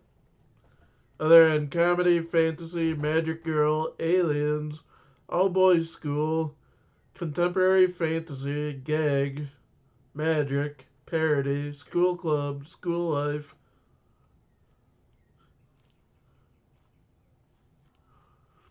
Makes me think, is this like another sket dance? Probably. Bullet, haven't heard anything about it. Sci-fi. Yeah.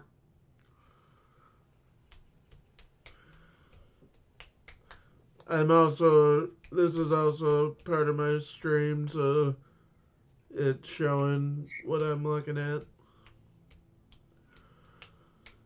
And we have Call of the Night Season 2 that Mulcat mentioned. I know nothing about Call of the Night.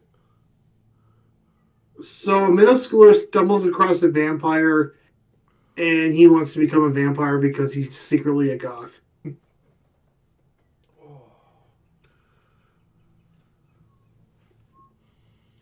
Hijinks ensue.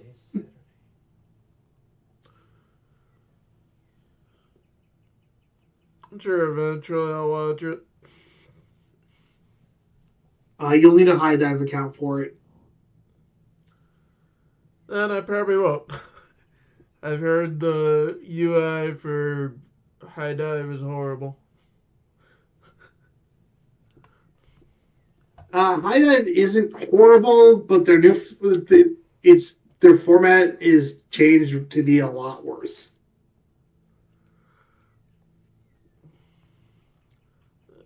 Then we have Captivated by You, Comedy School Life,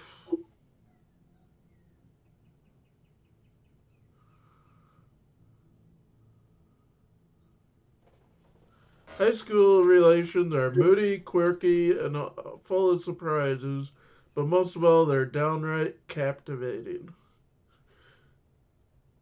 That tells nothing about it.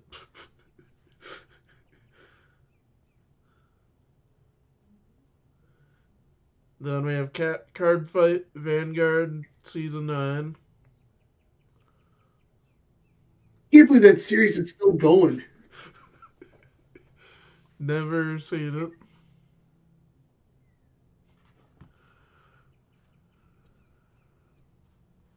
I haven't seen it either, but I just know about Card Fight Vanguard.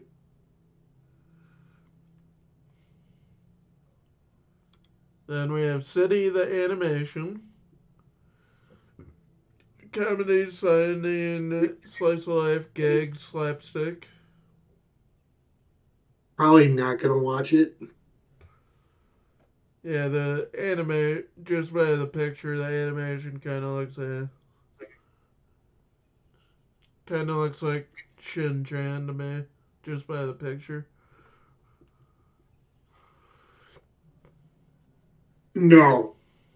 I refuse to believe this one's coming out this season. But New panty and stocking with garter belt. I know of it, I haven't seen it. I refuse to believe that's coming out. I have not seen an official trailer with new animation. I refuse to believe it. Well, Then we have Clevitas, the King of Devil Beasts, the Baby and the Brave of Undead. Action, fantasy, signing, and childcare.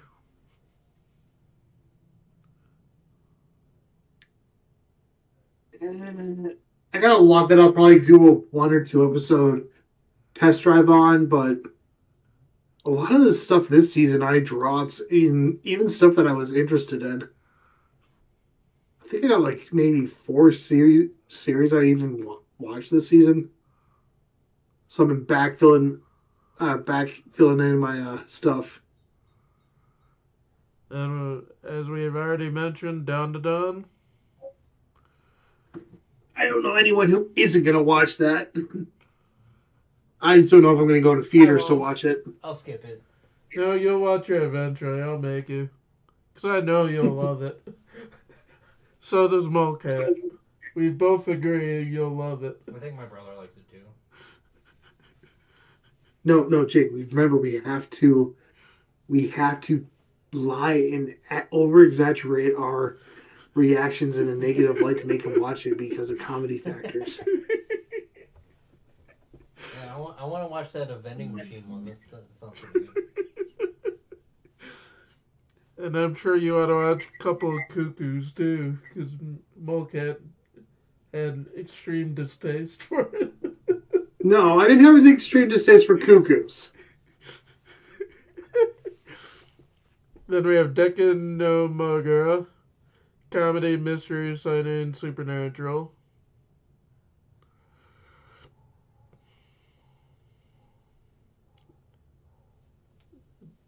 Don't really know much about it. Yeah. Without my wife, I can't really figure out which ones I'll watch just because of her or whatnot. We already know Dr. Stone is. I'm watching. Then we have Dr. Stone. Then Ferment no Ryori, which looks like a food anime. Yeah. Shonen Food and Beverage.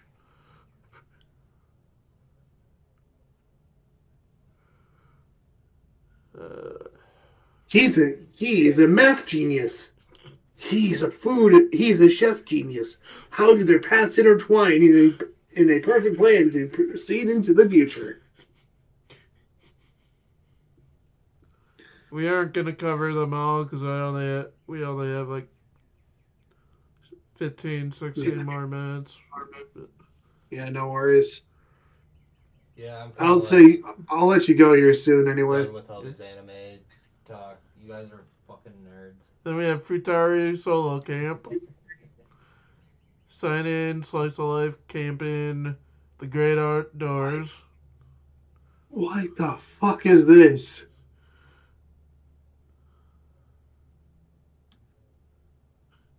The stunned hero and the assassin princesses? I haven't gotten that far. What the fuck is this? And then we have Games Gachikudo, which one of the podcasts I listen to has really hyped it up.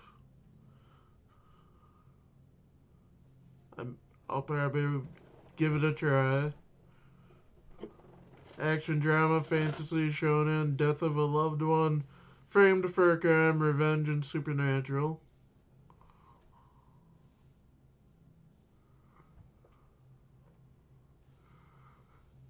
Game Center Shoujo to Ibunka Karu.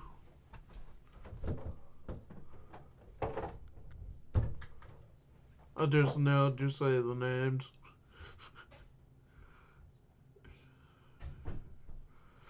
Grand Blue might get picked up, I don't know. Grand Blue, I know nothing about. Grand Blue is basically a fraternity of swim club members.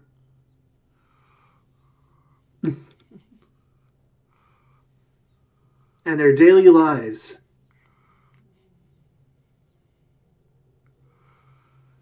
Then we have Hell Teacher Jigoku Sensei Nube.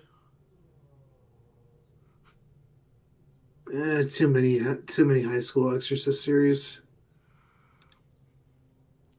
And we have Hitozuma no Kuchibura Wakan Chuhai no Aji Go Shite.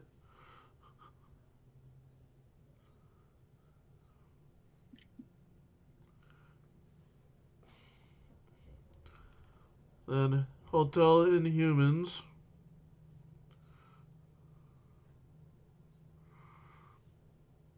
Sorted by.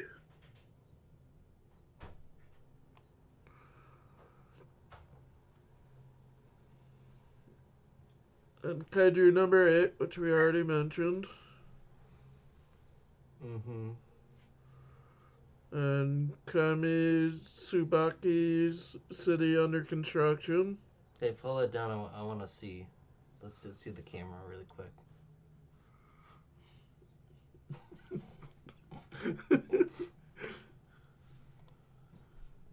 Oh, I got it closer. Hello, children. What are you doing? I'm trying to do that pig thing. You know, it looks like a pig. It's hard. It's hard because I'm at the wrong angle. Hold on. All right. Well, I better let you guys go now, so you guys have a little extra. You guys I know want how- some cookies? I'll let you guys go. Okay. Well, thanks for coming. Thanks for reviewing. We got some nice back and forth. Got a little. Got to learn some stuff, especially about Big Mom eating people. Was pretty fun, and how Straussen is just like, hey, I can get along with this chick, and he did. Mm-hmm. And now he's so injured he can't make a cake. So that's pretty fun.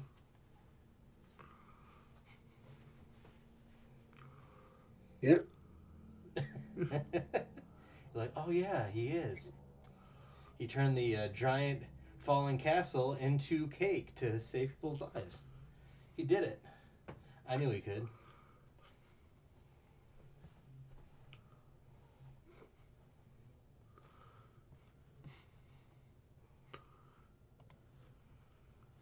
So thanks for watching, everybody. Yep. Like and subscribe if you want or not. All right. The choice is yours. Exactly. Probably end it. See you later. See you guys next time.